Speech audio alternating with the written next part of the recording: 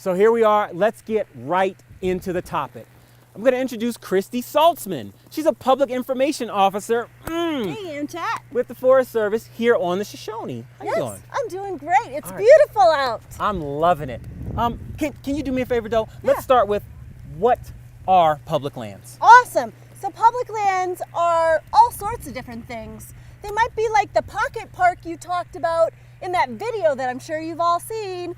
And then there are also these wide open, vast spaces, like here on the Shoshone National Forest in the mountains. So, there are tons of diverse things in between. You've got those little parks where you can go in your city and watch a movie or maybe listen to a concert. Those might be managed by your local cities. And then you get these big national parks and national forests. Those tend to be managed by, the federal government. We have a lot of ability to manage those resources. But the most important thing is that they're public lands. Public. And we can all visit them. We can do things like hiking, go biking. We could go snowshoeing today. It's such a beautiful day. We could do that for your first time. I'd love that.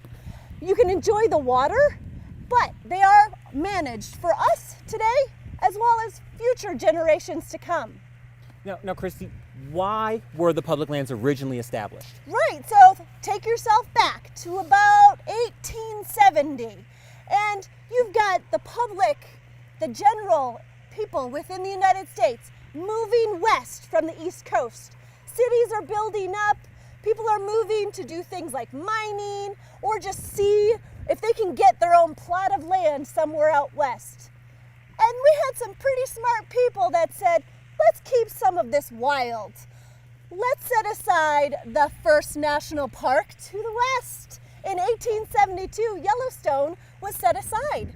And then shortly thereafter, President Benjamin Harrison decided, let's do some more. And he set aside the Yellowstone Timberland Preserve. And that was part of the Shoshone. Now, in 1905, things kind of shifted. And all of a sudden, we had what's called the U.S. Forest Service as part of the Department of Agriculture. Like growing things, agriculture. Like growing things, exactly, which we'll talk a little bit more about, I think, in the future of this broadcast.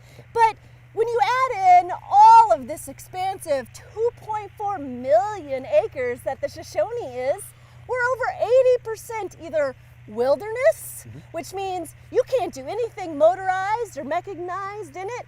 And then we've got another, like 25% that you can't do any driving in either. So we're gonna give you a little hint as how we get some work done a little later in the program. But when you add it all together, imagine all the places you could go explore on your public lands. This sounds fun and everything, but really, why is this important and what are the benefits? Right, so not only can we go have fun and recreate on public lands, but we also manage these lands to help make sure that there's wildlife habitat. Whether that's the great big grizzly bears and moose that we have here on the Shoshone or the high alpine pikas, we help make sure that their habitats are here today and for years and years to come. Now, we also help local businesses. So say we wanted to go and do some snowshoeing. I bet you don't have snowshoes. I didn't bring any with me, no. Right, so you'd go buy some in Cody and you'd be helping the local economy there. Let's see that. And we also manage for multiple uses, not just that recreation fun stuff, but here on National Forest land, we also manage for things like grazing cattle, timber production.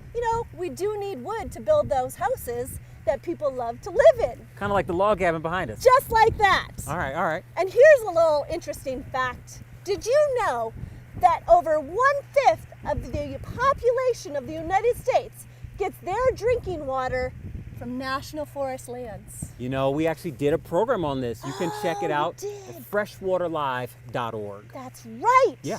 But Okay. the most important thing to remember is that this is public lands. This is your lands for you and future generations to explore.